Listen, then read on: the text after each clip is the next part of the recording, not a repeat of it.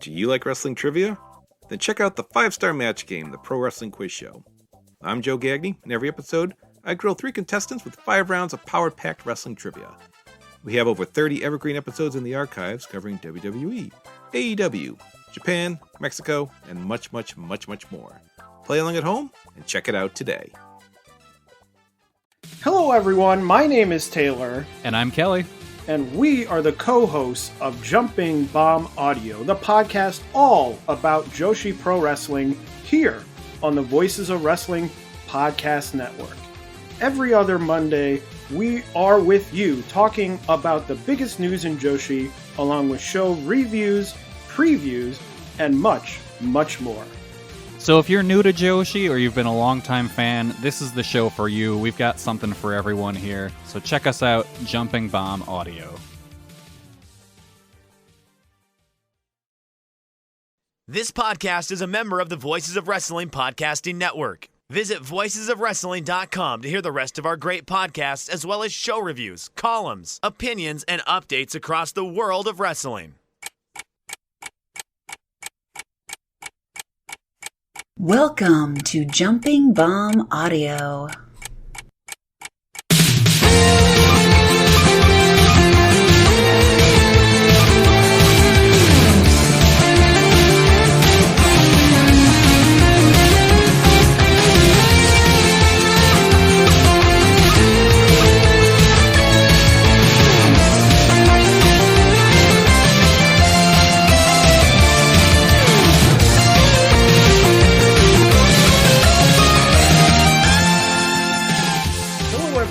Welcome back to Jumping Bomb Audio, the #1 show all about the world of Joshi Pro Wrestling. My name is Taylor, and I am joined as always by my good friend and co-host Kelly, who is coming to us this week from a brand new laptop.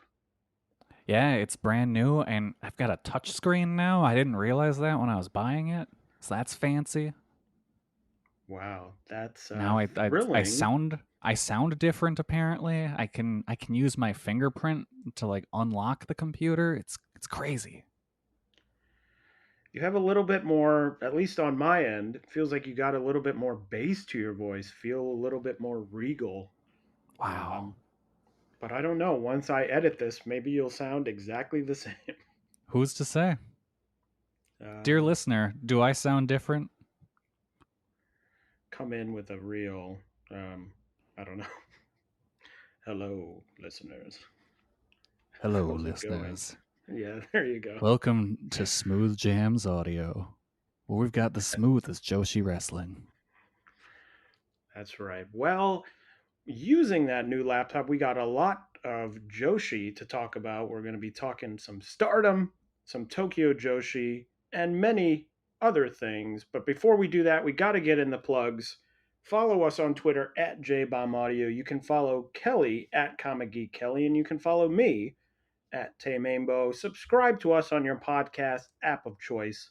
And if that app of choice happens to be Apple Podcasts, we would really appreciate a 5-star rating and review. And if you're feeling extra generous, you can donate to the show at redcircle.com/shows/jumping-bomb-audio. So let's get right into it with our first show, Stardom's Midsummer Champions, from July 2nd at Yokohama Budokan, with 1,307 fans in attendance. Kelly, what did you think about Midsummer Champions? It was a show. It was a show. I watched it. There was like 2 matches I really liked, 3 matches I really liked, and that's about it. What about you? You have any strong thoughts? I don't want to call it a revelation, but I guess I'll call it a realization, and maybe it's very close to some other things we've talked about. But just something, as I was watching, I was like, I think I have figured out my thoughts. But But we'll talk about that as we get in the show. There was just sort of, some of these, a lot of the matches just sort of happened. And so I didn't have really a lot to say about the individual matches itself. Um, but they made me think some sort of bigger thoughts, which I'll get into as we go through the matches. Okay. Yeah, the show itself reminded me of the review I gave to my friends on the first episode of the Marvel show Secret Invasion. And that sure was some content I watched on the Disney Plus application. Well, you did better than me because I watched about 15 minutes of it and got very bored and turned it off. Yeah, I watched it and I'm like, well, this is just happening in front of me, and I have no other thoughts on this. Apparently, episode 2 gets better. I doubt I'm going to find out if that's true. Well, like the last 45 minutes of Secret Invasion episode 1, I did not see this pre-show tag team match on Midsummer Champions. Kelly, I'm assuming you did not see it either. I don't think I did. What was it? Nope, didn't see that. The pre-show match, Waka Tsukiyama and Yuna Mizumori defeating the Queen's Quest duo of Hina and Miyu Amasaki in 5 minutes and 38 seconds. The first match of the show proper, a 6-person tag team match. The now regular team, I guess you'd call them, at least partially. Hanako, Mei Sierra, and Suzu Suzuki defeating Aya Sakura, Hazuki, and Saya Ida in 11 minutes and 31 seconds after a very weird finish. I thought Hanako hit some sort of move that I didn't understand. Yeah, whatever it is, it needs work. I literally wrote, what the heck was that finish? It was like, now I'm thinking back because I watched the show a week ago. I'm like, I don't even remember specifically what it really looked like. I just remember being don't like, either. that was a weird. It was like a shoulder dropping, thrusting sort of thing. But I just watched it and I thought, ooh, that, yeah, like you said, let's work on that one. Let's work on that one. Other than that, I thought it was a fun match. I thought everyone worked well together. A nice opener. I like the trio. I hope that they get officially titled, or I guess grouped, this Mei Sierra, Maika, Suzu Suzuki, Hanako quartet, I guess, who seems to be tagging together a lot, but not officially together as anything yet. But we'll see. Yeah. No, I thought it was a decent, like, high energy opener, and it was fun. It was a fun match. But this is where I had my first big thought. Taylor the Revelator. Yeah. So I was watching this match. I'm like, oh, I'm having fun. This is fun. I'm like, I really like everyone in this match. Two sort of rookies, but like Ida, Hazuki, Suzu Suzuki, Mei Sierra. And then I started thinking, I was like, they are, to me, really what Stardom is. And I was thinking larger picture about this. And the fact that, Kelly, you and I are sort of on the same page with some of this stuff. We're like, we haven't really enjoyed Saya Kamatani. We haven't really enjoyed Mirai, when a lot of other people really enjoy them. Yes. And I was like, okay, what's the deal here? And I finally thought, I think some people consider Joshi like the female version of male wrestling, which is sort of logical because it is women doing it instead of men. But in my brain, I consider Joshi not just like, oh, it's a women's version of this, but it's like its own genre. Like, you would think of New Japan and DDT are very different, even though they're different styles. They're different styles. They're not like, I don't ever watch a men's match and think, oh, I really enjoyed that, but I would have enjoyed it more had it been women. for the same reason I don't watch Joshi and think, oh, I really enjoyed that, but it would be better if it was men doing it. Like, I don't think I've ever had that thought in my life. Um, and so I think when it comes down to it, it's like, I don't want to see sort of like women do New Japan.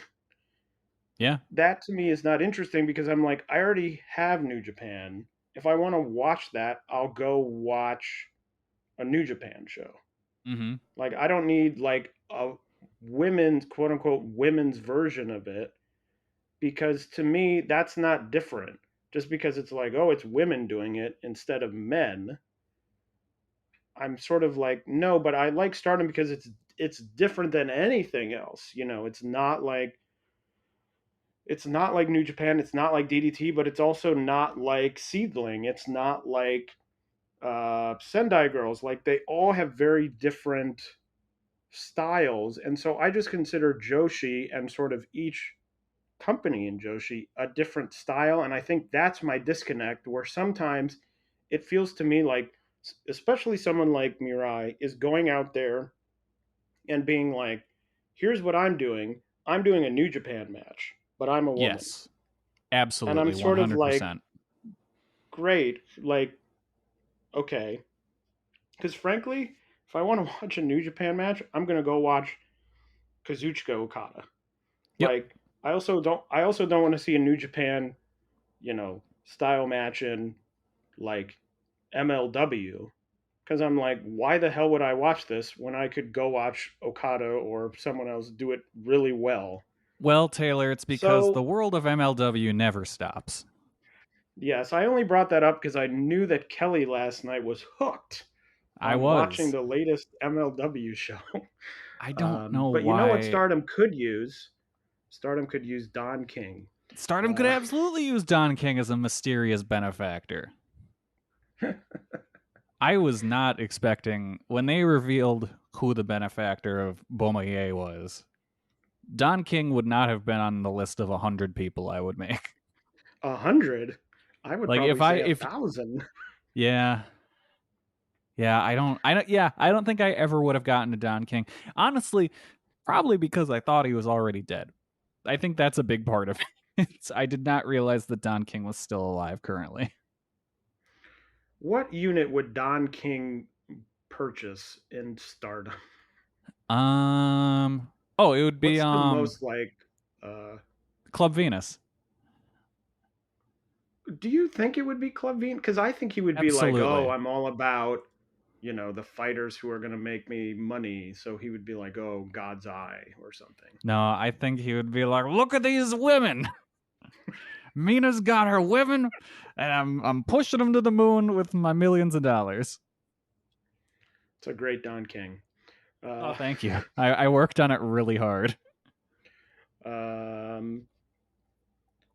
but but anyway, to get back to the original point, that was sort of the thing I started thinking of during this match. It was only sort of confirmed during parts of the rest of the show. But anyway, that was sort of my big thought. And it's like, I to go with what you were saying, part of why like there's a disconnect there, and I've talked about this before. I've called Saya Kamatani in a fit of rage. I think I've referred to her as a bullshit Kota Ibushi cosplay, and that's a big part of what you're saying. Is a lot of it just feels like New Japan tributes, and that's why it doesn't land. Because I come here for Joshi, I don't come here for New Japan. I have a specific thing I want out of this product. And so if you're just doing New Japan, again, I would just watch New Japan. And then like you have this opener here where it's honestly like a good chunk of our favorites from the company doing a more Joshi style match. But it's like they're forced down to the bottom of the card. Yeah, and it was a good match. I'm not saying this match was like the greatest match ever. Of No, course, it was opener, fine. But yeah, but I was like, They oh, put a in lot of a people I decent like. opener effort. Yeah. But anyway, after this match, Kelly, I did write in my notes, we have to talk about Starverse. Did you see the advertisement for Starverse? Is that their NFT thing? It's their like, well, they did an ad after the match, and they're like, look, it's Starverse or whatever they were doing. And the images was like an old 2003 video game. And it was like Natsupoi wandering around an empty ring. Like 2003 quality graphics of Natsupoi wandering around an empty ring in an empty arena. And I was like, this is the sell of this, whatever it is. I don't even know what it is. Yeah, I thought it was like that's where you put you get your Stardom NFTs and then you can like pose them in different places, but maybe I'm wrong. Maybe I'm misunderstanding whatever the hell Starverse is. I think it may be an NFT thing, and I have no interest in learning anything about any NFT. Like I sort of vaguely I understand what it is, but anytime it's brought up, I'm like, I don't have any interest in filling any part of my brain with information about this. Yeah. But I just found it insane that they showed this and they're like, look, it's incredible. And I was like, this looks like shit. What are you talking about? Like someone seeing it and be like, oh, yeah, because I'm sure those NFTs, I'm sure those things are like not cheap. Yeah, probably not. Right? So I'm like, oh, are you going to pay $100 to have this thing that you then put in somewhere and watch your little character wander around? Like, is that the thing? I have purchased Natsupoi and have trapped her in my enormous coliseum, left to wander for the rest of her days. In a ring with no fans, as they just wander around, like, and not even wander around, but that like old school, you can only walk, like in direct cardinal directions, like north and south, or you have to turn and then walk east and west. I have purchased 400 Tom NFTs, and they will become the audience. But I'm interested to see. I'm interested to see how quickly this shit is dropped, because it's interesting. It now feels like it feels many times like technology happens in Japan first and then comes to America. It's the opposite with this. This feels like a thing where it was in America. It is now failed, I think we can say. Yeah. And now they're like, now we're in Japan, and Japan's doing the same thing where like a bunch of companies are like, look, we can do this. And now I'm waiting for the moment when people go, we're not interested, and they stop talking about it. Anyway, the next match honestly, NFTs make more sense in Japan in a way to me, because if you view them purely as collectibles, it doesn't take up storage space, which is at a premium in a lot of Japanese areas, especially the city. So like it could scratch that itch for collectors who just don't have space for their collection anymore. But it's still dumb as fuck. But I can see the logic of it succeeding over there. Well, I think it's going to fail. I think it will too. But I do think it might hang on a teensy bit longer than it did here. Well, we'll see if on the next show they're still talking about. We'll have to track the longevity of Starverse. Yeah. Kelly, maybe I'll buy you as a gift at some point. Who would you like least? Give me a Natsuko Tora NFT. Oh, yeah. Andrew Ruaka, I'll give you both of them. There we go. I bet I could get a deal, 2 for 1 or something. The next match, though, was an 8-person tag team match. The Queen's Quest team of Azumi, Lady C, Saya Kamatani, and Utami defeating the Stars Quartet of Hanan Koguma, Mayu Iwatani, and Momo Kogo in 9 minutes and 21 seconds. Kelly, Queen's Quest getting along, but then at the end, another twist. Yeah, what happened at the end? I wasn't quite clear. I know Utami was like, well, I'm leaving, and everyone else is like, what the fuck? That's essentially what happened. She was like, I think she's going on like a vision quest Oh, she's going on to a walkabout. reclaim her leadership abilities. She's doubting her leadership abilities. Um, it was funny because I was like, oh, a nice follow up. Queen's Quest is all reunited. They got the win. Um, got the win in the cage match. They come out the first match here. Everyone's on the same page. They get the pin. I'm like, great, everything's back to normal. And then immediately started cutting that promo, being like, I'm out of here. And everyone's like, what? Where are you going? And the answer turned out to be America. Yeah. Where Saya's just everyone like, I goes. should have fucking brained you with that fight. Where everyone goes to really clear their mind, Yeah. America. GCW. Breathe in the nice, clean, fresh air of GCW. It's often called the spa of pro wrestling, so, makes sense. Go there, relax. Yeah, but I thought this was a fine match. Nothing really out of the ordinary. I enjoyed it. Yeah. Yeah, no, I'm in the same boat. I thought it was good booking to give the United Queen's Quest a victory, but then they were ununited again by the end.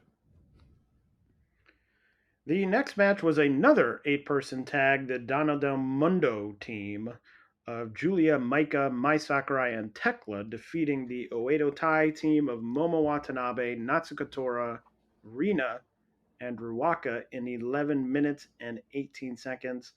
And let me declare, I am back on the train of I do not care about Oedo Tai. Yeah. It felt like they got really bad. There was that moment when I was like, they're bad, and why does this group still exist? They added Starlight Kid and Momo, and I was sort of like, oh, this is sort of interesting. And now it feels like they're just back doing the same dumb shit. Mm-hmm. Yeah, my notes for this match read exactly as follows. This was fine. No real thoughts here. I wrote, fine, all of these early matches feel pretty similar.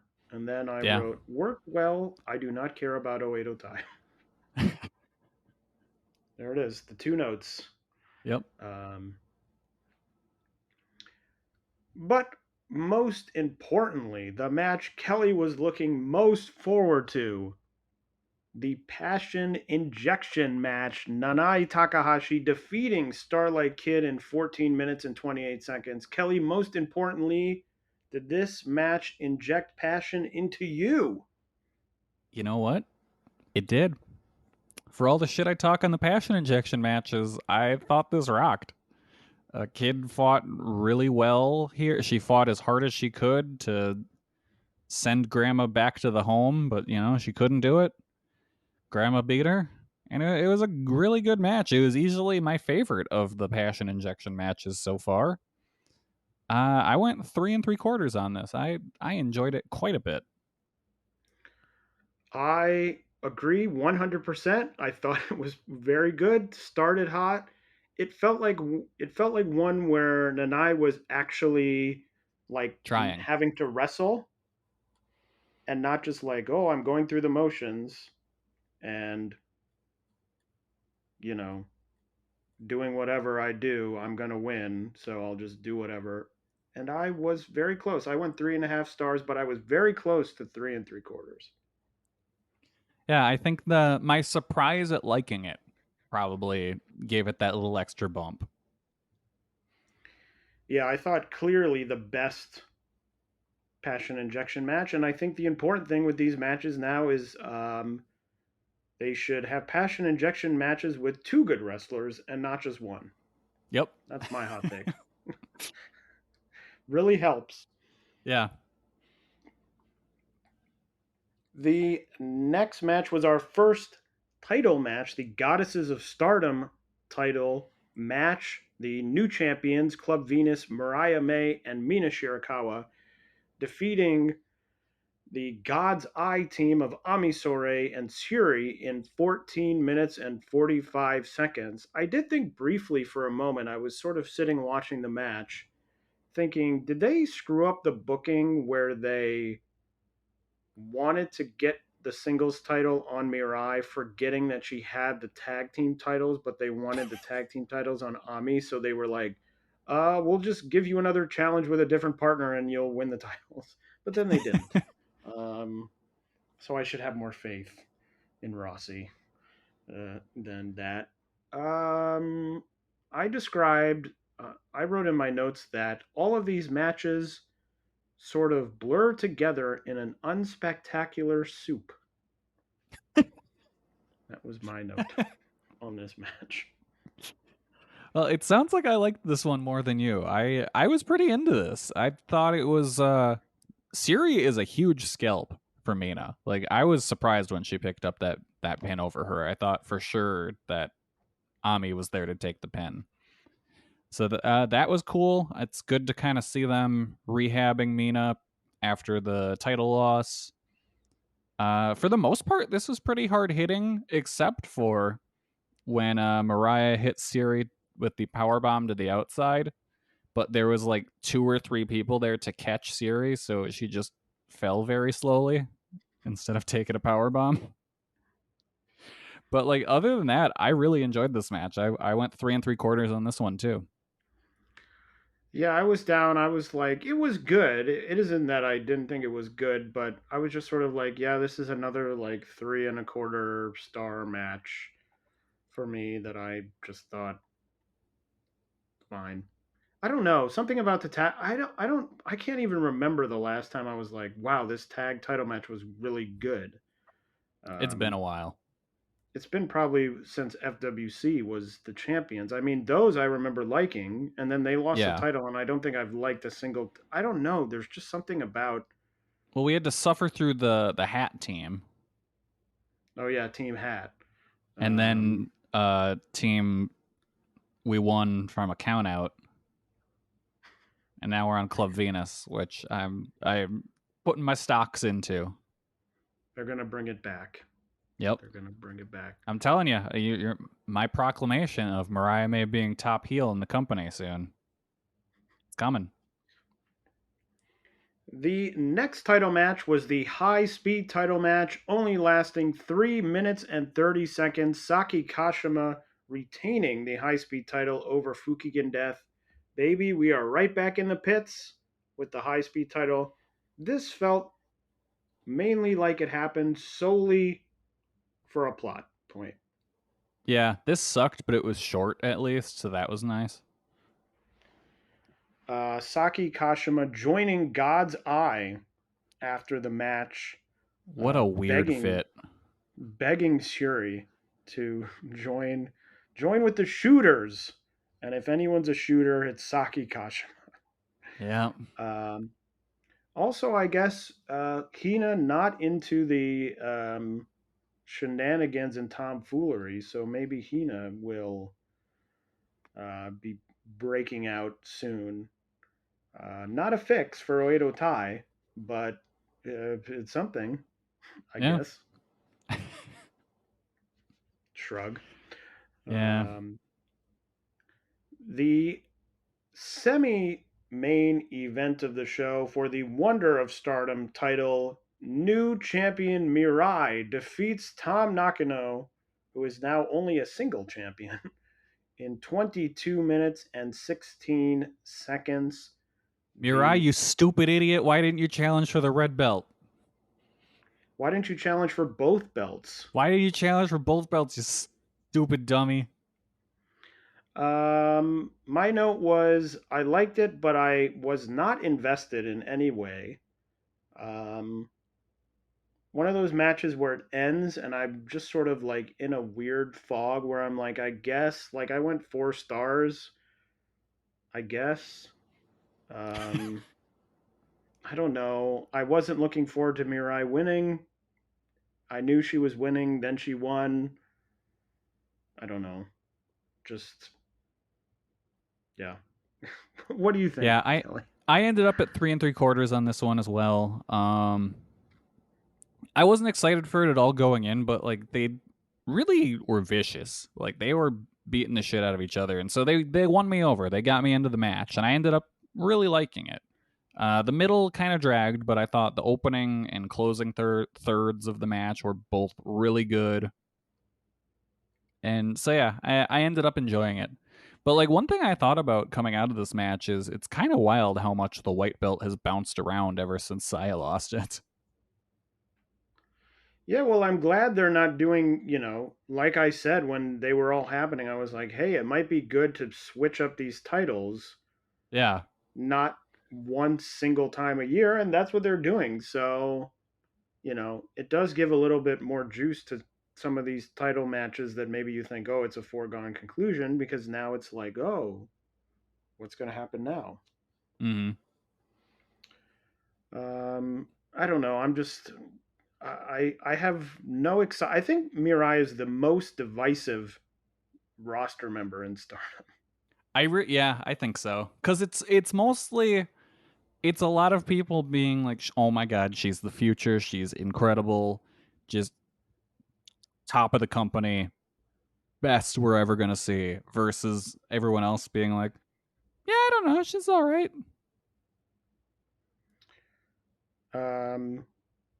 Yeah, just my excitement level for a Mirai title reign is very low.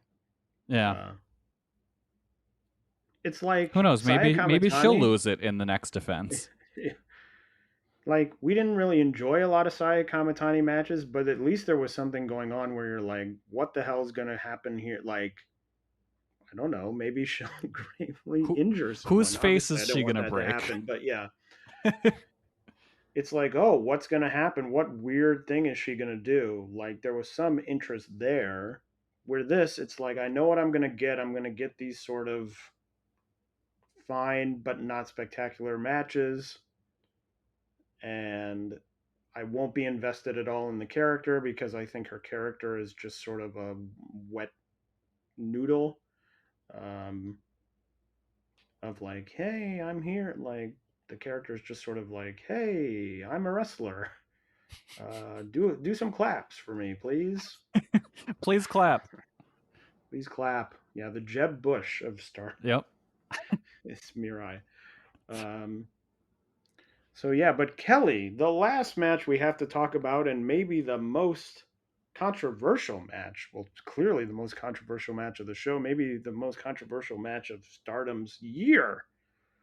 The Indian strap match, where Saori No defeated Natsupoi in 26 minutes and 36 seconds.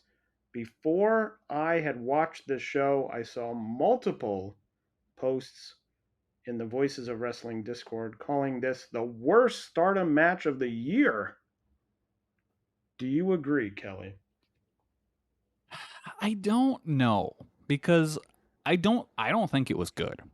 I don't think it was good at all. I went 1 star on this. It felt like it was never going to end. It was super boring, bad gimmick. Crowd didn't give a single shit.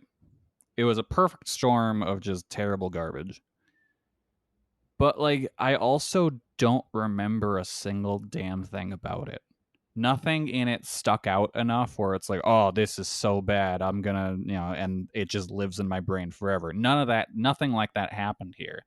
Everything in it was serviceable enough to be, I guess, technically fine.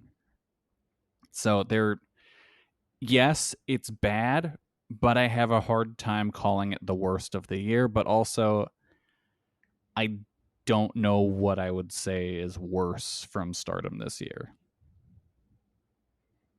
All right. Well, this is this is going to be a shocker to you. First of all, the first thing I thought was they sort of run it with this sort of racist name, the Indian strap match. Yeah. And then the strap is just like a black strap. Like, huh? Like, why didn't you just call it a strap match? It was just like a very mechanical black strap. That I was like, okay, I would have cut the word Indian and just called it a strap match. Yeah. Here's the thing about this match. I thought the work was really good, but I think that they were stuck with a bad stipulation. I mean, there's never, ever and I say this with confidence, having done no research into this, but I'm saying it with confidence, there has never, ever been a good strap match. Because the gimmick is so stupid. Like, oh, let me touch all these four corners with the, oh, we're strapped together, but it's a very long strap and I have to touch these four corners. By the way, they made it harder in this match by not, they kept grabbing and like constricting the rope and then dragging each other. I'm like, just let go of the rope and walk over there.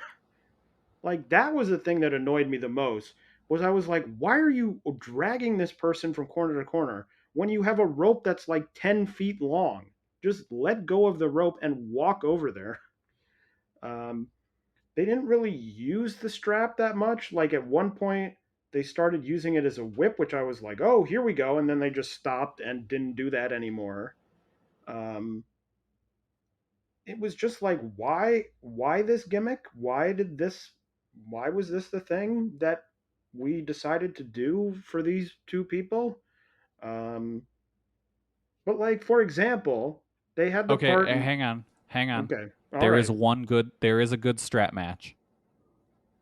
Vader right. versus Sting. Have I seen that? I don't know if I have. From February 21st, 1993 at Super Brawl 3. So, a good strap match happened 30 years ago. Here's the thing, even if that Oh, that's the is White true, Castle of Fear leather strap match. How could I forget? I will give that one to you, and I will still consider it a victory lap for me to say, yes, okay, there was one good strap match that happened 30 years ago. How could we Um, forget from NXT Dexter Lumis versus Roderick Strong? I certainly did not see that. Like, there was the Apparently, Bryan Cody one. Danielson and The Fiend had a strap match. I am not aware of that one at all. Well, I'll give you the assignment of checking that one out because I will not You be know, doing that. that's Royal Rumble 2020. I probably saw that. I probably reviewed that. I No, probably I saw might have it been out by too. then. I probably saw it too because I do. The Royal Rumble sort of is my most. I do watch that. Yeah. But like there was the Cody one a couple years ago in AEW. Um, Oh, with yeah, with Brody. Brody, right? Yeah. Um, which I don't have really any memory of. But I'm just like, it's just bad because the whole thing is like, oh, you see a pin and you're like, oh, great, a pin, and then it's like, but wait, now I'm gonna walk around the ring and slap the turnbuckles weirdly. Um, and I just don't care. But I will say a great segment when I was like, hey, this work is good. They had that segment where they just started launching each other with German suplexes. And I was like, this is a lot of fun. I wish they weren't wearing the strap, but I'm enjoying this exchange. Like, I was like, it was probably 4-star work, but the gimmick itself is like 2 stars. Mm-hmm. Just because it's a match that's like, no, it's like I'm just trying to think. Has there ever? I mean, there's like I don't love last man standing matches, which I feel are not great. But is there any gimmick that is just so consistently not that great that people do like every 2 or 3 years? That's Oh, like a the consistent like, oh, we're doing another one of these. I've been doing more research on the strap match. The Cody versus Brody Lee match was a dog collar match, not a strap match, so that gets disqualified. There you go. Yep. Dog collar match far superior to the strap match in every way. Yeah, because in dog collar it's just pinning, right? Yeah, I think. There's no like touching of the um, whatever you call them, turnbuckles. Jesus. Uh, ay ay ay. Yeah, but I guess my end thought was I definitely do not see it as the worst. I consider a much more egregious offense to be a match that is really boring. And to me, this match, even though The gimmick was bad. It wasn't boring. Like, I would have rather have watched this than watch something that's like, oh, that was a 2.25 star match, random tag team match or something. Because that to I me don't is know. like, I was what's I the was point pretty of bored this? with this. I mean, it was. I think a big part of it's that was just how very long it was. Yeah. And I mean, it's clear the people. I mean, 1,300, which is not terrible, but for Stardom is just not a great number. I mean, they had been pulling like 1,600, 1,700 recently, which this is not. So, yeah, and a sort of just weird end to a weird show. I would like it if Natsupoi feuds stop ending in, well, I guess we're friends now. But she just loves everyone. Yeah. Stop that. Well, you'll be sad to know they're challenging together for the tag titles. They better fucking lose. That happened. Ooh. That happened today on the Korakuen show, which happened a few hours ago. Okay, I found another stipulation match that is always pretty much guaranteed to be terrible, and that is the ambulance match. Oh. Yeah, but do people outside of WWE do that? Have you ever seen an ambulance match? WCW. Well, a living company. Let's see. Looking at... Have any happened in the past 20 years that were not in WWE? There was one last year in Coastal Championship Wrestling. Of course. How could I have forgotten? In 2014, Smash Wrestling had one between Brent Banks and Scotty O'Shea. Great. So the answer is no. The most recent one was in WWE. I assume this is NXT. It was Damon Kemp versus Julius Creed. Who is Damon Kemp? I have no idea. I know Julius Creed because he's one of the brothers that was like really good or something, right? Yeah, I guess Kemp is just a WWE guy. He didn't wrestle anywhere else. Well, that's why I don't know him. But anyway, that's Stardom's Midsummer Champions show. Wrestled Kushida in his 4th match in his career. When was his last wrestling match? So his most recent match, he wrestled, Damon Kemp wrestled on the 7th. So that was just 2 days ago. Against yeah, who? his first, that was, oh boy.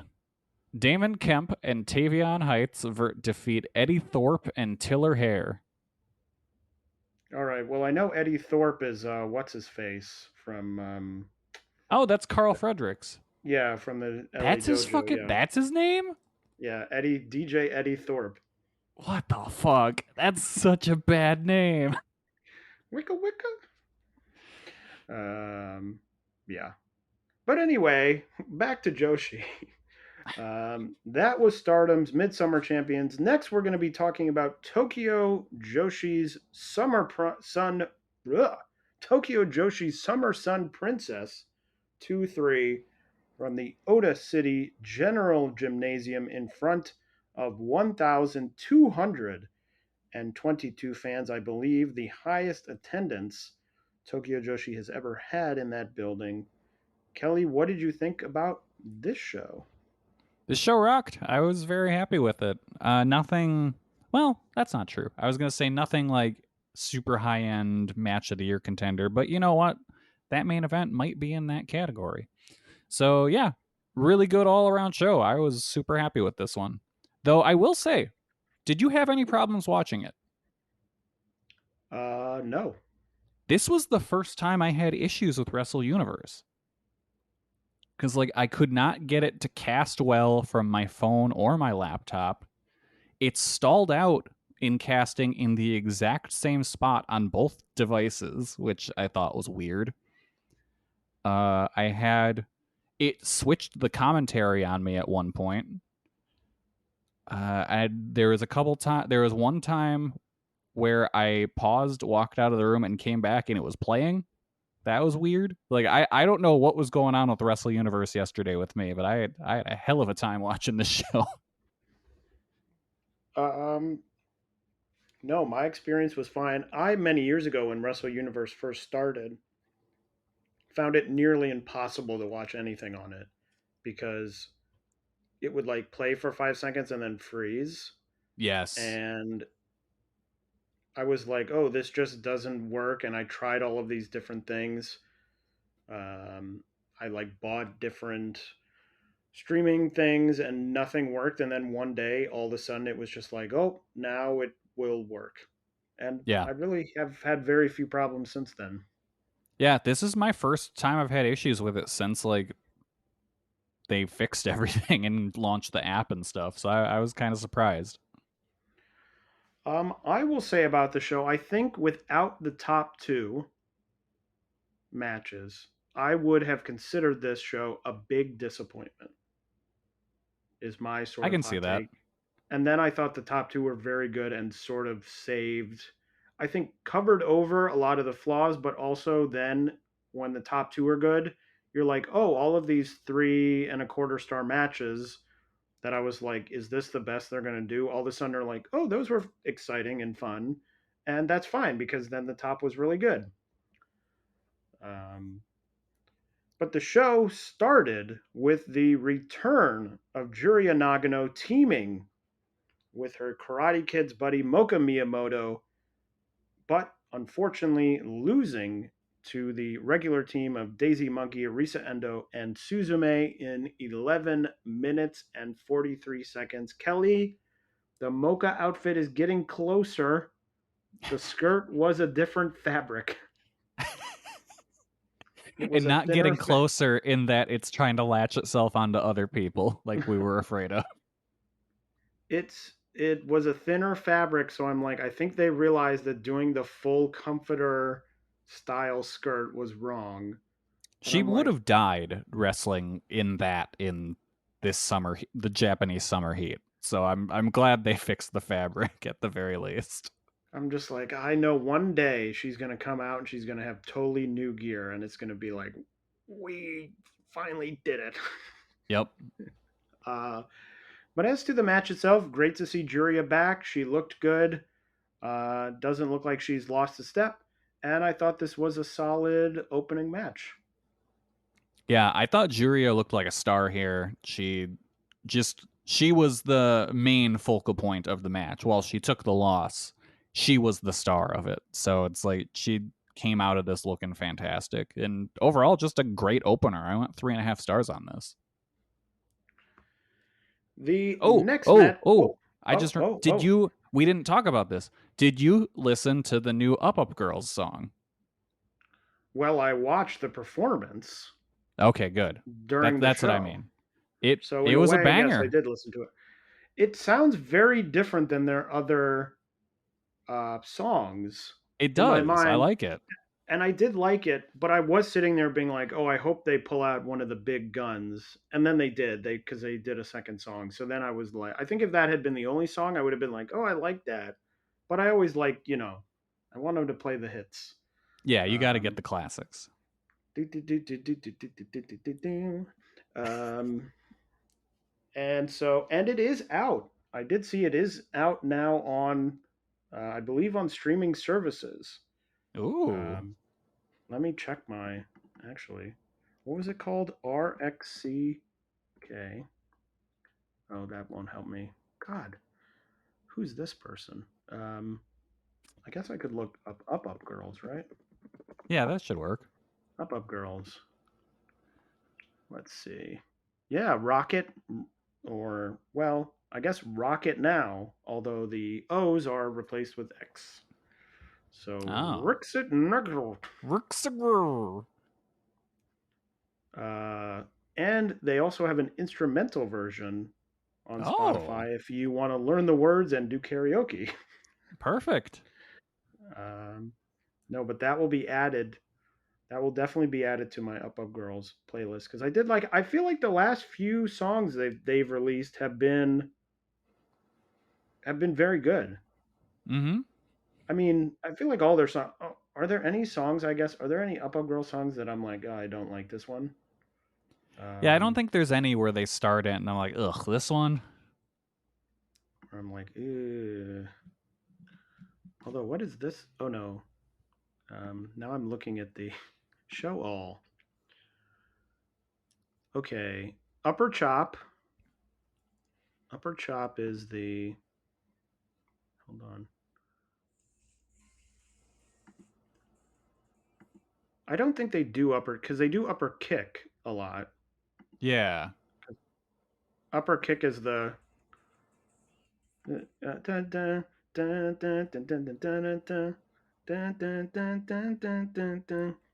That one. That's a good one. I think that's my favorite. Chocolate Love Me Do, which is Miyu's entrance music. That's Marshmallow. what I don't think I knew what that song was called. That's a weird name. And I should say it's called Chocolate Love Me. Both M and E are capitalized. Do. Only 12,000 plays on Spotify, but Marshmallow Cacao Station. What is that one? Oh, that's got to be Raku's song or something. Oh no, right? that's the that one.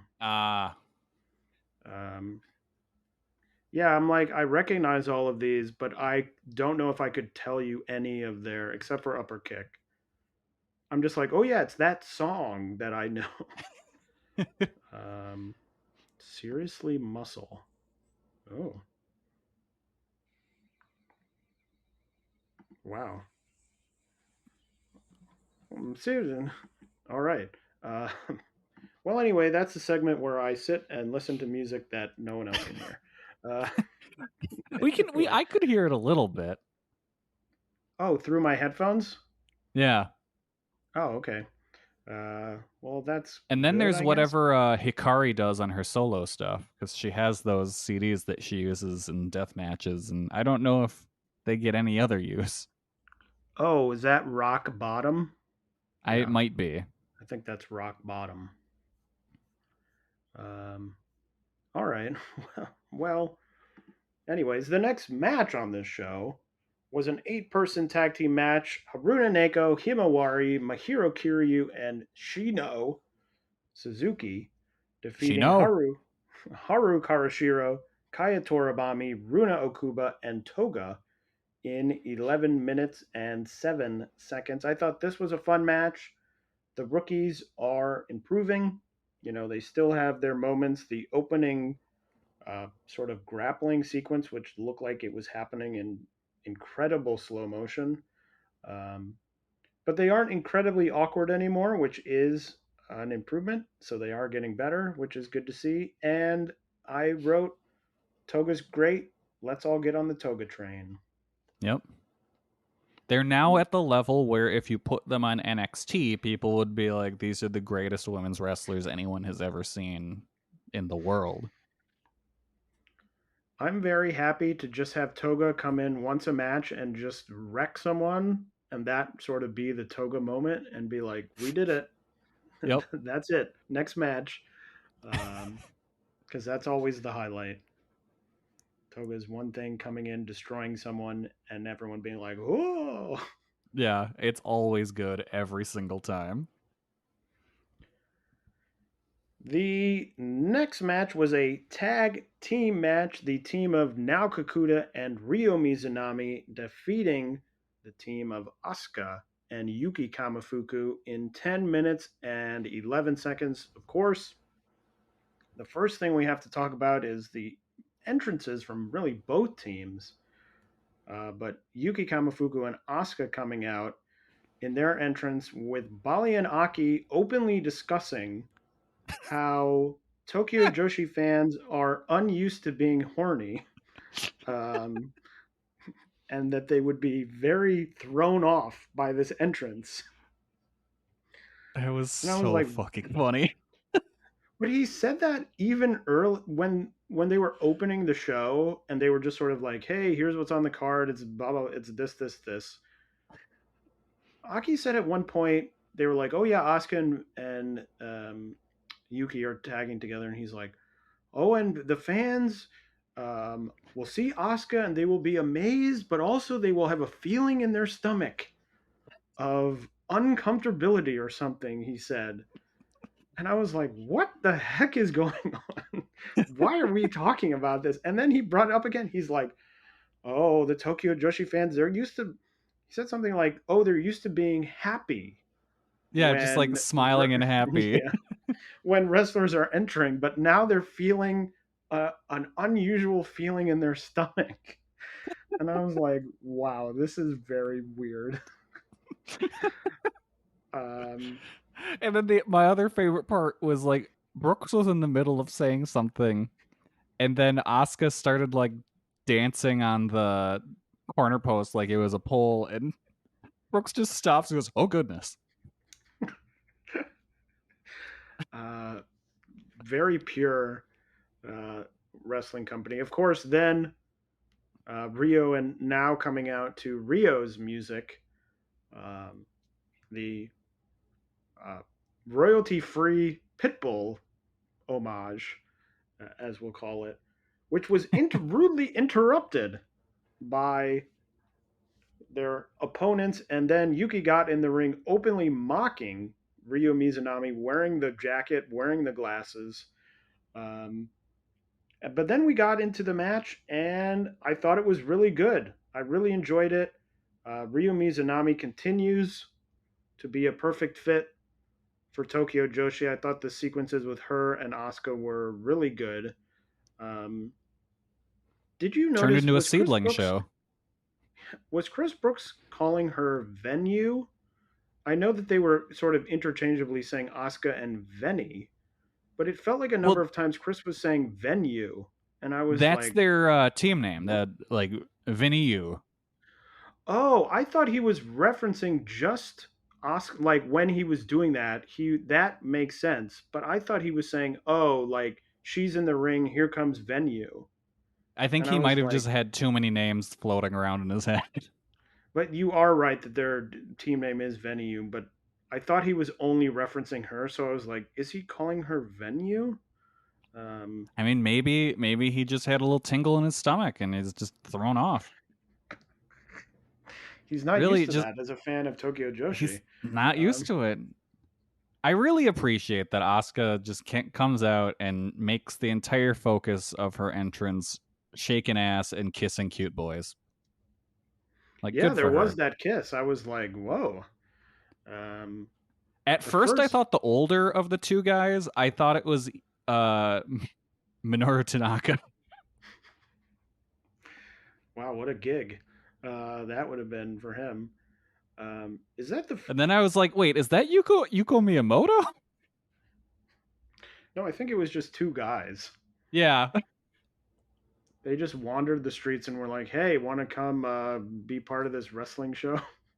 Boys. where you'll just sort of, they didn't really do anything. Well, No, they were just there. The one carried I think Asuka down the stairs. But they just sort of like walked near them, and I was like, okay. Yeah. Also, do we have to put on our conspiracy theory hat and note that it is another loss for Yuki Kamifuku?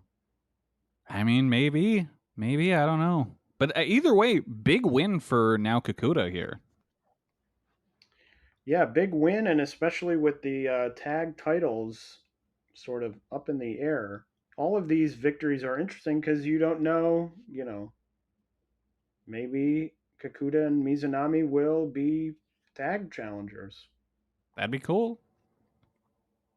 You don't know, but I'm very thrown off by Yuki losing. I'm like, is this a sign that she's like retiring or something? We did learn, unrelated to this, that Saki Akai was offered, supposedly, a contract in AEW and turned it down. So maybe they offered one to Yuki. Shit, maybe. It seems, and Yuki does have good English, so she does. an Ohioan, Yep. at least partially. But I'm like, that's. You think that they would like offer Miyu or something? I mean, I guess they offered Yuka, and Yeah. she's doing it. So I guess everyone's up for grabs. If Camille But we'll does see. make But the jump, I hope they give her back her true ring entrance music. Kelly, if there's anything that would happen, I would guarantee you that they are not going to be playing Old McDonald. Stop the old McDonald erasure. Imagine Jim Ross sitting at the desk and Old McDonald hits as Yuki Kamifuku comes out. Well, first of all, he'd probably Imagine go, Jim Ross at the desk when Yuki Kamifuku comes out at all, first off. Well, yes, that's what I was thinking. But I was thinking he would go, "What the hell?" And then she would come out and he would probably say something like, "Who's this Jezebel?" Because he loves that frickin' word, Jezebel. What's she know about milking cows? Well, I don't know this, and then he'd say something really problematic about that she's, she's from the land of the rising sun. This Jezebel. I've never heard of a farmer from the Orient. Now we got to be serious. I don't understand why these wrestlers aren't serious playing Old McDonald. He would be infuriated, and then he would immediately be smitten, and those two opposing forces would compete in his mind. He has two dogs in him. Confused and horny. Yes. But One anyway, says this what match, the hell, the other says sauce it. I went 3.5 on this match. I went 3 3/4 on it. I like this a lot.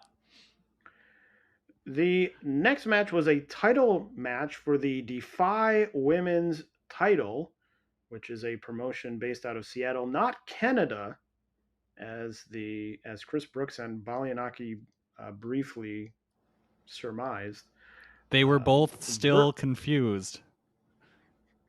They were like, it's Canadian, and then they're like, no, it's Seattle, and then they clearly neither of them knew where Seattle is, so they stopped talking about it.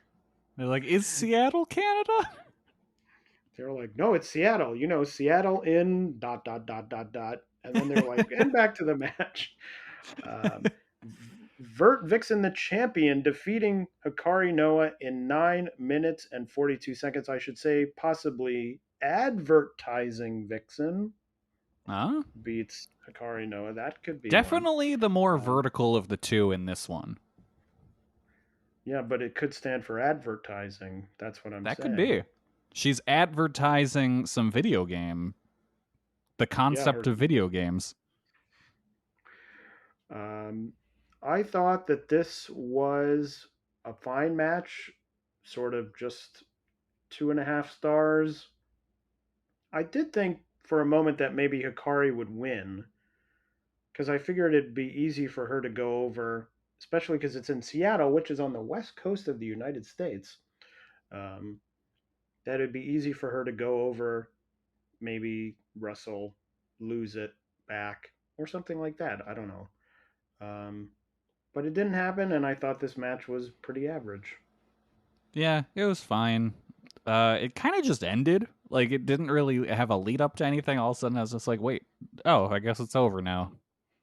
I don't know. I think the Vertical Vixen needs to cut the in-match dialogue. It's not working. Get over here. Yeah. But Kelly, that's a video game reference. I know. I've played them before. What? Yeah. Yeah. All right. Very Bloodline. Yeah, and it's also like, also no one can. Well, maybe not no one, but you're not in a country where the main language is English. Yeah. So you're just sort of speaking to yourself. And So it really, no one cared about this match. It was very quiet in the arena. I think that was a running theme for some of the upcoming matches, but not the next match, which was a three-way tag team match. The regular team of Hyper Masao and Shoko Nakajima defeating both Aja Kong and Raku and Max the Impaler and Palm Harajuku in 9 minutes and 32 seconds. Kelly, what did you think of this match? So I liked it, but it didn't have nearly enough nonsense. So I was kind of disappointed by it. So overall, good, but not as wacky as I was hoping. I wrote it was a lot of fun, but there was, like you just said, less comedy than I thought there would be. It was a pretty straightforward match. I mean, the bike got involved at one point, but that was really the peak of the comedy, really, Yeah. which was very short. I did enjoy Raku absolutely demolishing Palm with the trash can strike, and then immediately getting demolished herself by Max, like running her over. Um, it was just very. I was like, wow. I guess Raku's used to hitting with that pillow, where she's like, "Oh, I can hit you as hard as I want," and it was That's just like, true. wham. Um, and then got demolished in one of those ways where you fly across the ring and you like hit the ropes, but in the way where clearly you're not meant to hit the ropes. You like fall into them, and you're just like, oh god. I thought the Max and Aja interactions were the highlight of the match Yeah, that for was me. good. I thought they were really good. I liked when I don't remember exactly what it was, but then they high fived each other. Um, and they were like, yeah, we did it. And then immediately went back to fighting, Mm-hmm. which I thought was a lot of fun. So, yeah, I agree with you. I thought it was a lot of fun, although less sort of way out there than these usually are, especially considering the last big Hyper Masao thing was a time traveling, um, 45-minute long match. Yeah.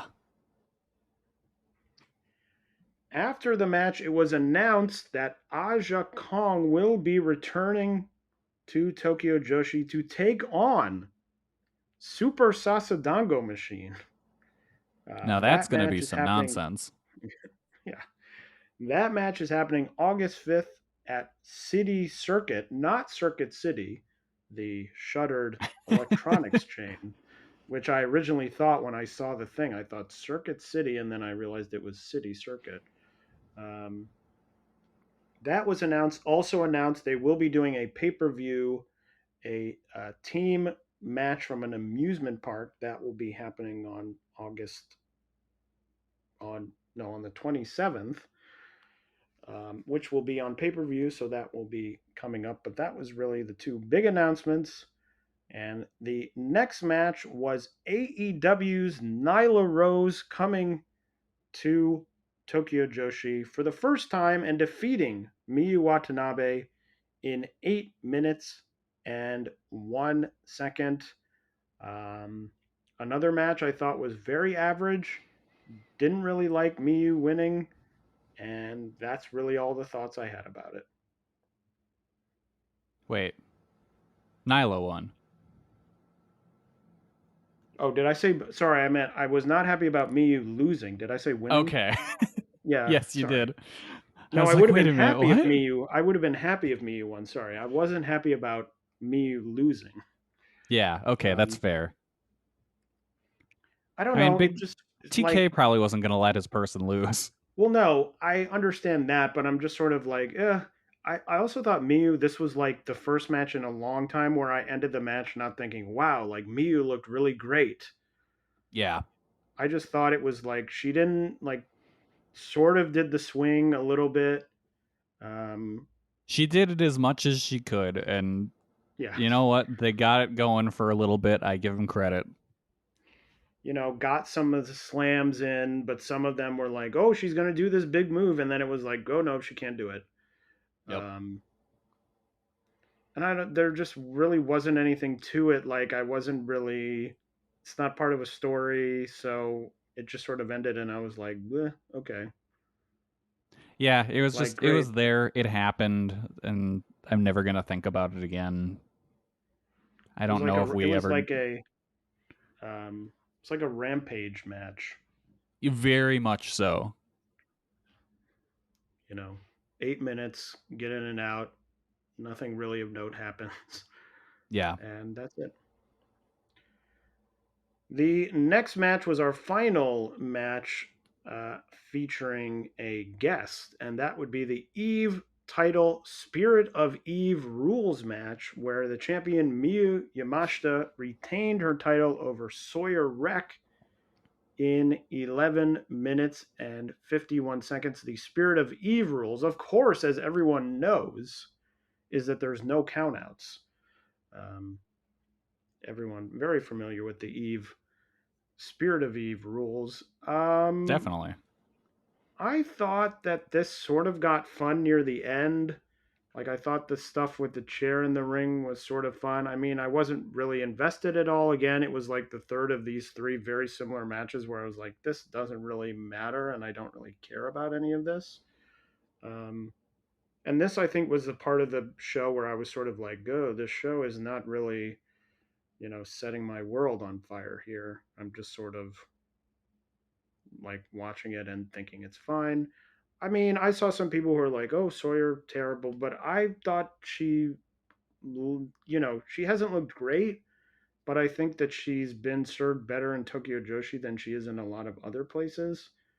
Um, so just sort of another fine.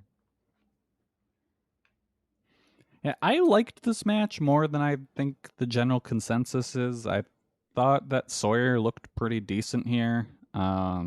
It was a good, hard-hitting brawl. I thought the chair stuff worked for the most part, and Miyu was able to get the skull kick, so that was cool. So I had a good time with this. I went 3 3/4 on it. Yeah, this is the lowest rated match on the show on Cage Match by um, a fairly large margin. Yeah, and like It, I don't think it was any like I thought it was far better than the Nyla Rose Miyu match. Yeah, it's at a 5.42. The next closest match above that is a 6.46 for the Defy title. And I like this more than that one too. Like of the 3 Gaijin singles matches, I think this was the best by far to me. Yeah, I don't know that I really liked any of them enough to be like, oh yeah, this one was the best one. I'm like, they all sort of were just sort of shrugs for me. Yeah. The next match was a tag team match. The returning team of Neo Bishiki-gun, Mei San Michel, and Saki Sama defeating Wakana Uehara and Yuki Arai in 12 minutes and 24 seconds. Really loved the finish of Saki Sama pinning Uehara, staring directly at Yuki Arai. I was like, wow, that's a like. And I think Chris and Balian said it on commentary during, I don't think this match, but another match. But I'm like, wow, some of these Tokyo Joshi finishes they're getting like cold. They're like, wow, like pinning, staring directly. We've talked about the submissions where people are really yanking on submissions and things like that. I'm like, Yeah. wow, they've really gotten into the, um, wild finishes. And of And course, I loved that May was just holding Yuki Arai, like forcing her to watch. She was holding her head so she was facing this pin. It was incredible. but a fun match. And of course, as we all expected, business as usual. Nothing's changing with Neo Bishiki-gun. Um, you know, how could anything ever be different with Neo Bishiki-gun? They're going to be the same for the rest of our lives. Yep. It was pointed out on on the Dramatic DDT website. I was reading their review of the show. They did mention that Saki Sama, well, actually, Yuki Arai used Saki Akai's finisher during the match, her former tag partner as champions. And then Saki-sama used that move as well. So a little nod to Saki Arai, who will be retiring and is Yuki's former tag champion partner. The semi-main event of the show was a title match, another title match, the International Princess title match, Rika Tatsumi defeating Yuki Aino in 15 minutes and 11 seconds. I thought that this was really good, really felt very tough, especially the second half. There was at one point, Rika got a dragon sleeper on that looked like she was going to rip Yuki's head off. Oh, that was so good. She was like really leaning back on it, and usually I look at the dragon sleeper and I'm like, it's not a great it's not my favorite finisher, but she was wrenching back on it and I was like, whoa, that looks very painful. And I think at the end of the day, I don't know that Yuki Aino will ever be sort of in the top tier of Tokyo Joshi in ring work. But I think in the past few weeks between this and then the number one contenders match, I think she's had better showings than really she's ever had in my mind. And at least now, moving forward, like this match and moving forward, I think in the past when it would have been like, oh, Yuki Aino's getting a title shot, it's like, oh, okay, she's not going to win. And the match is probably going to be like pretty, 3 stars, 2.5 stars, something like this. But this was another really good match. I went 4 stars. I thought it was really good.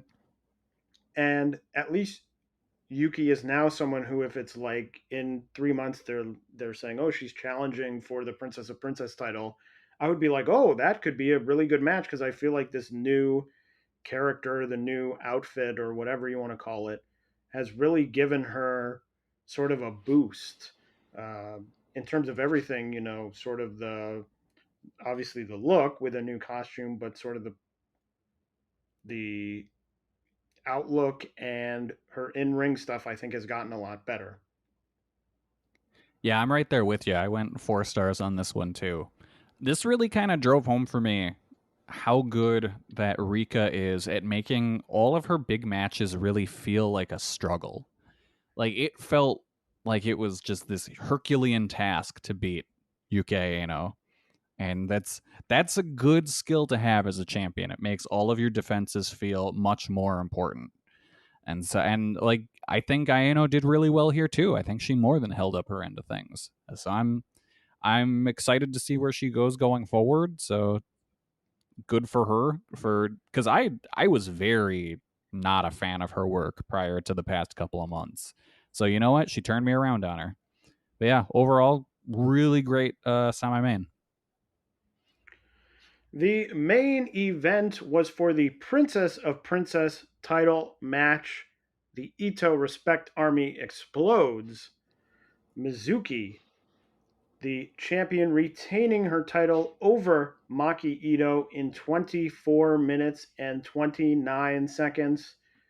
And this was the match that really took it from, the 4-star match in the semi-main. I was like, okay, that's pretty good. This match really was great. I will say, as of right now, as of this moment, it is the highest rated Tokyo Joshi match of all time on Cage Match. Goddamn. I don't agree with that. I have a couple other matches.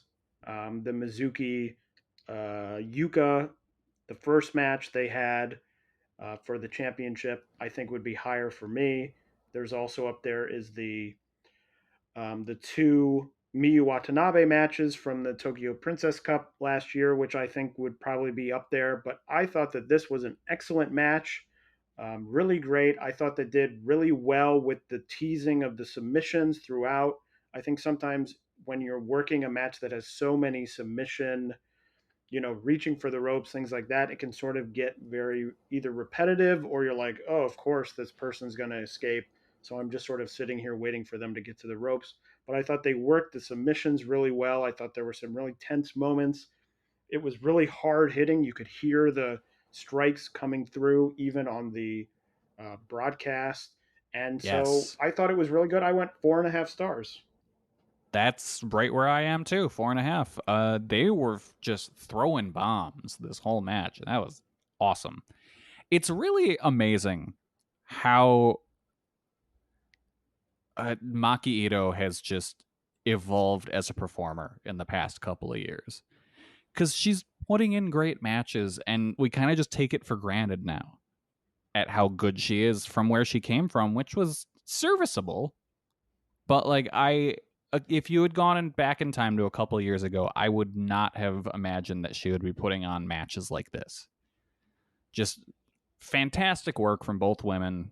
I thought they did a good job of, you could feel the history between them, but they didn't really hammer you over the head with like callback spots or anything.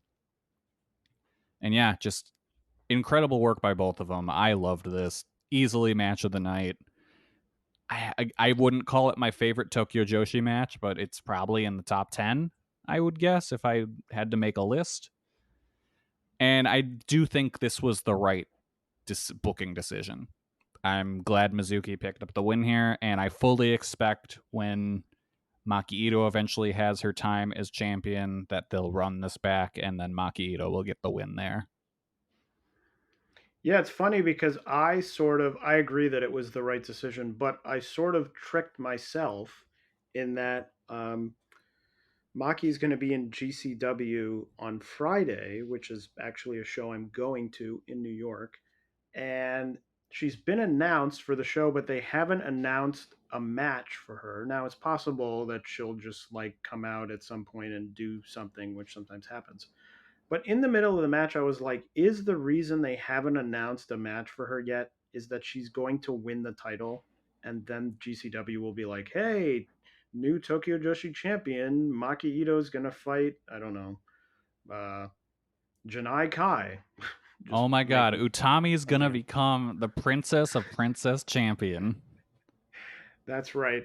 The true forbidden door between Stardom and Tokyo Joshi.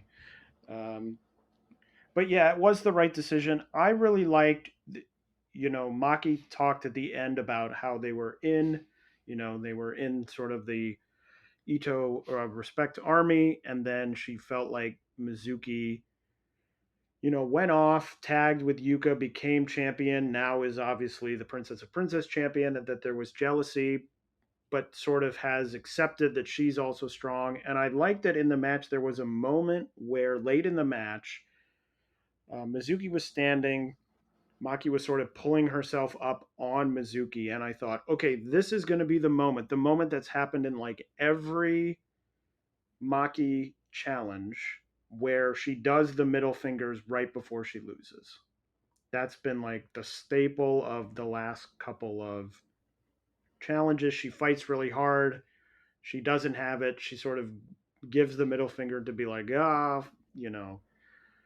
and then loses and didn't do that. And I sort of like that as a progression of the character from now not needing to do that, being able to be like, I'm fighting, I didn't win, but I'm not going to just end the match by being like, oh, middle fingers and sort of giving up.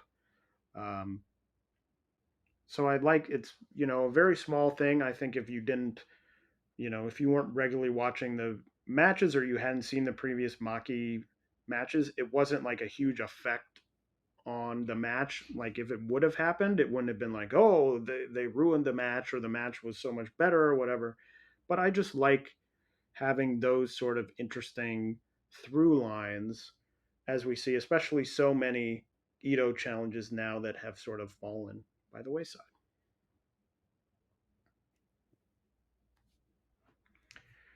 Well, that is all for Tokyo Joshi.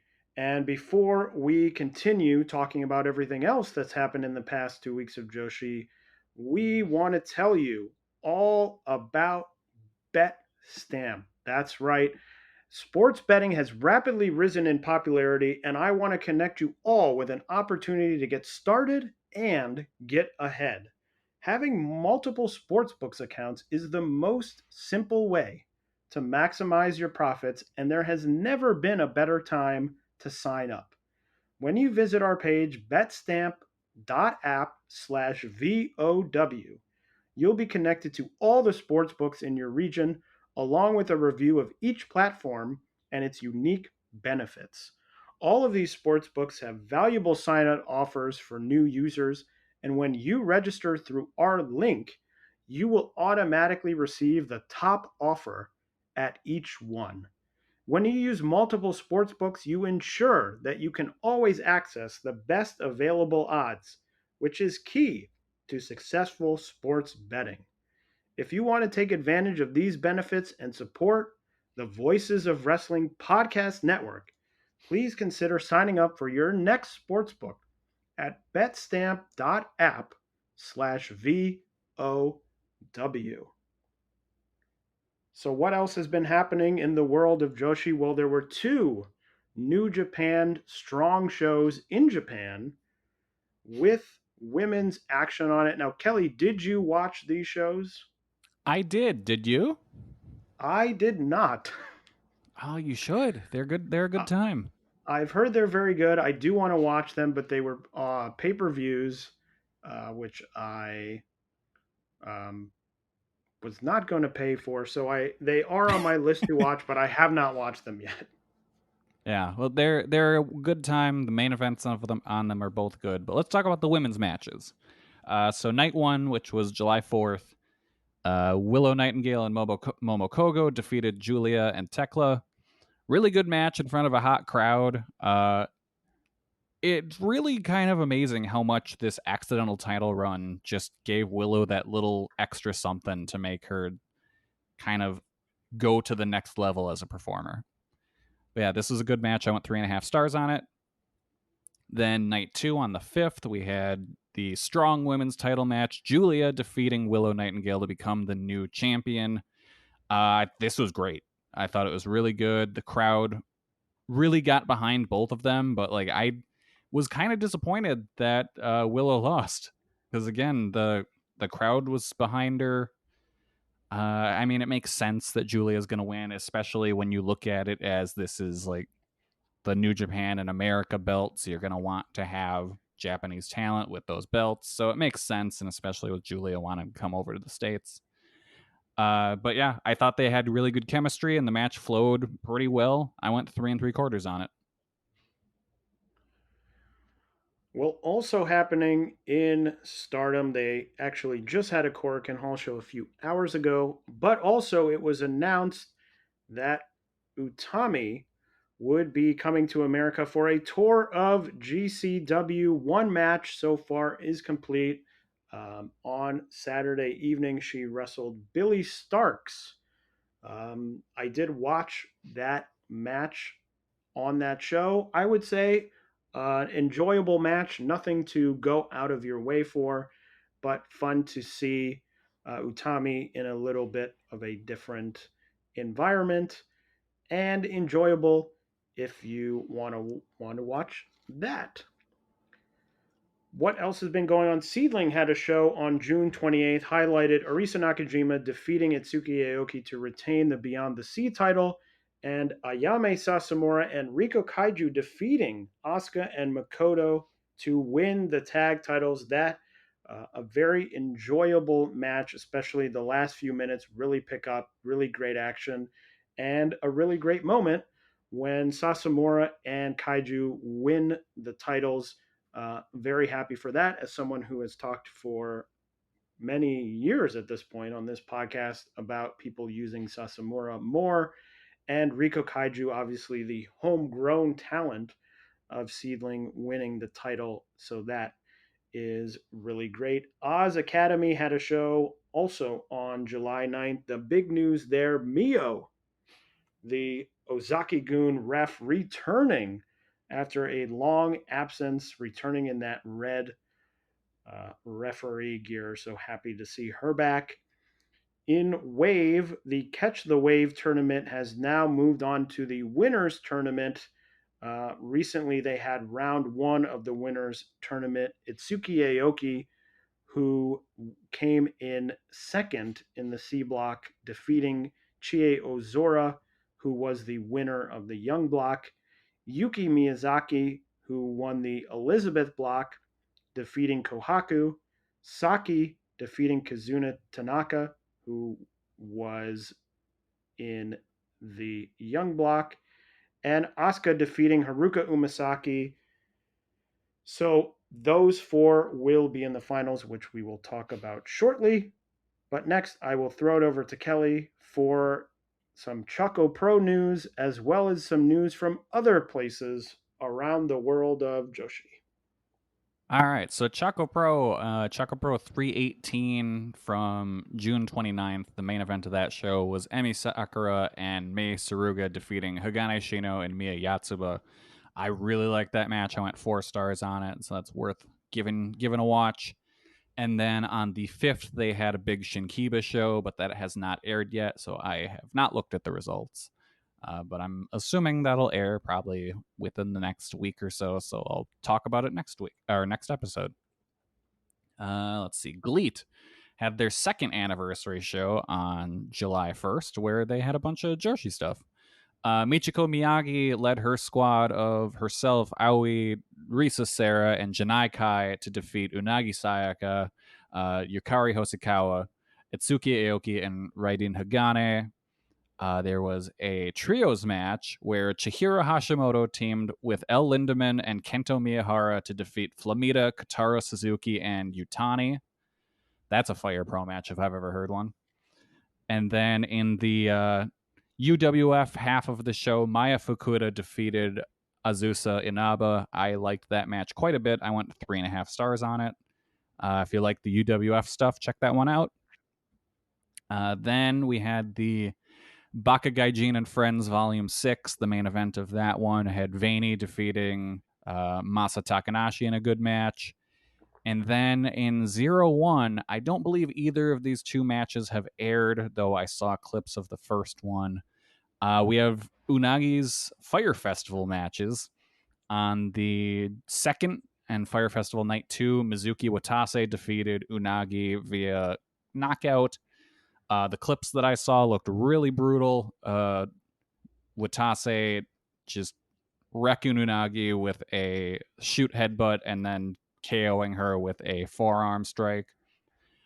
And then the Night 3 on the 7th, Masato Tanaka defeating Unagi. The only clip of that match I've seen was Tanaka doing the splash to the outside through the table on Unagi. So she's having a great time over in 0-1. I'm hoping that those make tape because I would like to watch those matches. Yeah, I have no idea what 0-1's airing schedule is. Yeah, but who knows if we'll ever see any of them. Yeah.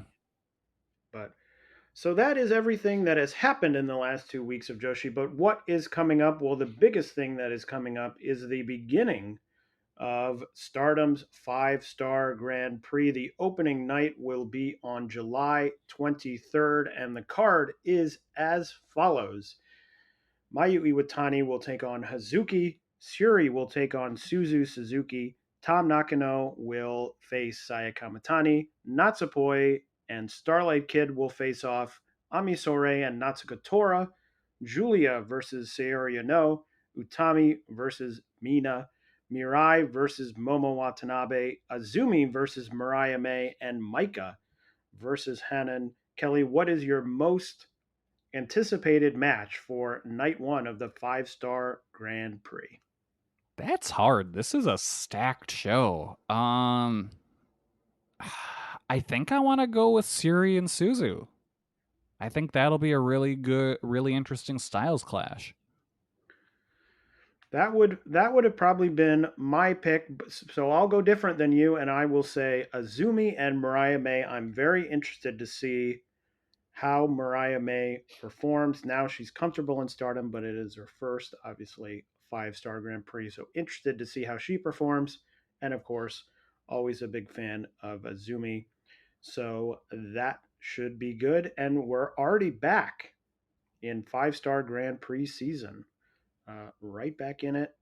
But that is not the only tournament that is starting in the next 2 weeks. Tokyo Joshi's Tokyo Princess Cup will have 3 days of first round matches on the 15th, 16th, and 17th. Those matchups are not determined yet as of the time we're recording. They are streaming the lottery on YouTube, I believe sometime on Monday. So maybe by the time this comes out, they will have already been drawn, but are not drawn at this point. So we'll be interested to see what happens there. Sendai Girls has a show from Korakuen Hall on July 16th, headlined by Asuka versus Millie McKenzie for the Sendai Girls title. But also on that show, Chihiro Hashimoto will take on Stardom's Natsupoi in the semi-main. Dash Chizako returns to take on Hiroyo Matsumoto. And then in a very cool tag match, Mika Iwata and Miyuki Takase will take on Sayori Ano and Sari, coming back to Sendai Girls. Ice Ribbon has a show on July 17th. Makoto and Hamako Hoshi will take on Hikari Minami and Hinata for the tag titles. And Totoro Satsuki will defend her Ice Infinity title once again against Gambari's Yuri. Diana has a show on July 18th celebrating Jaguar Yakota's 47th anniversary. The main event will be Jaguar Yokota and Aja Kong teaming together to face Mayumi Ozaki and Kyoko Inoue. Also on that show, a very fun-looking three-way match, Sari against Asuka against Unagi Sayaka. That one should be fun. And a match for Kelly on the show. Risa Sera, Akane Fujita, and Takashi Sasaki will take on Drake Morimatsu, Mochi Natsumi, and Jun Kasai in a hardcore match there. I got really scared when I was reading that match at first because I thought it was going to be Drake Younger. No, he's retired, like, oh, no. I believe now. I think so, but you never know. You never know. Yeah, Diana said, who do we really need for this? Who's really been influential on the career of Jaguar Yokota? They said, oh, I know, Drake Younger, former NXT referee. Get him over here. With our big budget, we have to fly in foreign talent. And then finally, the Catch the Wave finals will be happening on July 17th. The two matches, Yuki Miyazaki against Asuka, Itsuki Aoki against Saki. The winner of those two matches will face off in the finals on that show. Also on that show, Hikaru Shida will return to team with Saki Akai to take on Kazuna Tanaka and Hanukkah in a tag match. So an interesting team there. Maybe Hikaru Shida doing some late recruiting to try and get Saki Akai into AEW. Yeah, maybe this is what'll convince her to sign that contract. But that is everything happening in the next 2 weeks, so we'll have plenty to talk about on the next show. But I will throw it over to Kelly now for his traditional end of the show segment. I don't have any movies to recommend because I've been playing a lot of Legend of Zelda Tears of the Kingdom. I got this game a little later than everyone else just because I wasn't super excited about it. And I think the marketing on it was kind of bad because the marketing was essentially just like, hey, you remember that last game? It's that. But we added a little bit extra. And I was like, yeah, I played that game. I don't need to play it again. But you know what? Enough is new in this one. I'm having a real good time with it. I'm going around solving shrines, building shit. It's a good time. If you got a Switch, check it out. Well, I've been way behind. I have been playing Legend of Zelda, the Minish Cap. Oh. On my Switch, on the Game Boy Advance emulator on my Nintendo Switch. So I'm way behind because I started playing Breath of the Wild to be like, oh, let me play through it again so then I can play Tears of the Kingdom. But then I started playing Minish Cap and I've really enjoyed it. Nice. I really enjoy having those the Game Boy Advance and all the older games. Just whenever I want to play them, just fire up my Switch and there they are. Yeah, they're great. They're great, just like this episode of Jumping Bomb Audio has been great. You know what? You're right. When I'm right, I'm right. And I'm right about that. We have Loved being with you, and we will be with you again in 2 weeks to talk more Joshi. So until then, goodbye. Bye, everybody. Music. It's not just part of our daily lives, it's part of our wrestling fandom as well, and it has been for decades. That's where this show comes in. Music of the Mat, the podcast devoted exclusively to the music of pro wrestling, hosted by Andrew Rich. Hey, that's me.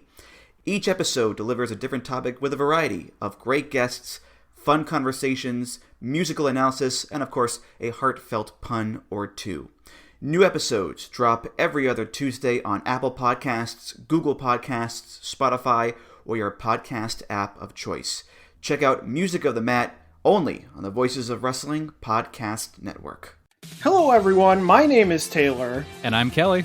And we are the co-hosts of Jumping Bomb Audio, the podcast all about Joshi Pro Wrestling here on the Voices of Wrestling Podcast Network. Every other Monday, we are with you talking about the biggest news in Joshi, along with show reviews, previews, and much, much more. So if you're new to Joshi or you've been a longtime fan, this is the show for you. We've got something for everyone here. So check us out, Jumping Bomb Audio.